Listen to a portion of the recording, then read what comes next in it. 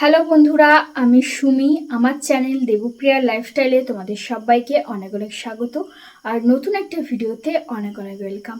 আজ হচ্ছে 16ই আগস্ট। কাল 15ই আগস্ট আমাদের দেশ স্বাধীন হয়েছে। 15ই আগস্ট আমাদের দেশ স্বাধীন হয়েছিল। আর আজ হচ্ছে 16ই আগস্ট। আমরা স্বাধীন দেশে বাস করছি। আমাদের দেশ স্বাধীন ভারতবর্ষ, স্বাধীন রাজ্যে আমরা বাস করছি, একটা স্বাধীন দেশে বাস করছি। কিন্তু একটু ভেবে দেখো দেখি সবাই, আমরা মেয়েরা কি সত্যি স্বাধীন? আমাদের দেশ স্বাধীন হয়েছে ঠিকই, আমরা মেয়েরা এখনো পর্যন্ত সঠিকভাবে স্বাধীনতা পাইনি। ছোটবেলা থেকে বড় হয়েছি বাবা মার আশ্রয়ে, আবার বিয়ের পরে স্বামীর আশ্রয়ে সবাই বসবাস করে। কিন্তু ছোটবেলায় বাবা মা যেরকম একটা চিন্তায় থাকে যে আমার মেয়ে দিন দিন বড় হচ্ছে, সমাজে বেরোচ্ছে, স্কুলে যাচ্ছে, কলেজে যাচ্ছে, দিনের বেলা তবুও তাদের মনে একটু স্বস্তি থাকে। কিন্তু রাত্রিতে সন্ধে হয়ে গেলে তাদের মেয়ে বাড়ি ফিরবে কি করে, বা কোথাও যাওয়ার হলে কি করে যাবে, তারা চিন্তায় থাকে। সেরকমই একটা বিবাহিত স্ত্রীর স্বামীও সেরকম চিন্তায় থাকে যে দিনের বেলা তো সমস্ত কিছু ঠিকঠাকই আছে, কিন্তু সন্ধে নেমে গেলে বাড়ির বউ, বাড়ির মেয়েদের এখনো পর্যন্ত বাড়ির বাইরে আমাদের গ্রামের দিকে বেরোতে খুবই কম দেয়। দেয় না বলবো না, কিন্তু দেয় খুবই কম বাড়ির মেয়েদের, বউদের রাত্রিতে। কারণ সবার মনে একটা ভয় থাকে যে সবাই সুস্থভাবে বাড়ি ফিরবে কিনা। আমাদেরও এখনো পর্যন্ত রাস্তাঘাটে বেরোতে, রাত্রিতে মেলায় গেলে বা কোনো ভিড় জায়গাতে গেলে আমরা এখনো অস্বস্তি বোধ করি। কোনো জায়গায় স্বাধীনভাবে আমরা যেতে পারি না, অথচ তবুও আমরা বলি আমাদের দেশ স্বাধীন, আমরা স্বাধীন। কিন্তু সত্যি আমরা স্বাধীন নই। 9ই আগস্ট আমাদের কলকাতা শহরেরই, আমাদের রাজ্যের কলকাতা শহরের একজন ডাক্তার দিদি, আমাদের দিদি হবে, তো দিদি আমাদের ছেড়ে চলে গেছেন।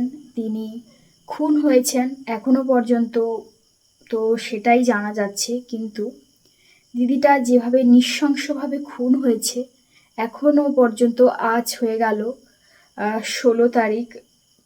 আমার হয়তো ভিডিওটা যেতে যেতে একটু টাইম লেগে যাবে, কিন্তু এখনো পর্যন্ত দিদির খুনিদের কোনো শাস্তিই হলো না। খুনিরা এখনো পর্যন্ত নির্ভয়ে ঘুরে বেড়াচ্ছে। আমাদের দেশে আইন ব্যবস্থার ওপর আমাদের সবারই আস্থা আছে। আমরা চাই দিদিটার খুনির শাস্তি পাক, খুবই কঠিন শাস্তি পাক, ধরা পড়ুক দিদির খুনিটা, আর শাস্তি পাক। এটাই আমরা আমাদের রাজ্যের কাছে, রাজ্য সরকারের কাছে, আমাদের দেশের কাছে, আইন ব্যবস্থার কাছে এটাই সবাই প্রার্থনা করি, কামনা করি, যাতে দিদিটার খুনি শাস্তি পায়। আমরা মেয়েরা, আমরা বউরা যাতে একটু নির্ভয়ে বাইরে বেরোতে পারি, যাতে খুনি যদি না শাস্তি পায় তাহলে তাদের সাহস আরও দিন দিন বেড়ে যাবে। আর সেই সাহসটায় কারণে আরও দিনের পর দিন আরও অনেক মেয়ে, আমাদের মতো অনেক মেয়ে, বউ সবাই নির্যাতন হবে। রাস্তাঘাটে আমাদের বেরোতে পারবো না, আমরা এমনিতেও বেরোতে পারি না রাস্তাঘাটে রাত্রিতে। আমরা খুব ভয় হয় রাত্রিতে, খুব কমই আমরা রাস্তাঘাটে রাত্রিতে বেরোই, পরিবারের সঙ্গে বেরোই, নইলে একা কোনোদিন আমরা রাস্তাঘাটে রাত্রিতে একা কোনোদিনও বেরোইনি। যাতে খুনি শাস্তি পায়। যেদিন দিদিটার খুনি শাস্তি পাবে সেদিন আমরা নিজেদেরকে স্বাধীন ভারতের মেয়ে বলে ভাববো। এখন তো আমরা স্বাধীন বলে নিজেদের একদমই মনে করতে পারছি না। আমরা সারাক্ষণই ভয়ে থাকি, আমাদের পরিবারের সবাই ভয়ে থাকে যে আমাদের মেয়ে সুস্থ থাকবে কি না, কোথাও গেছে সুস্থভাবে বাড়ি ফিরতে পারবে কি না।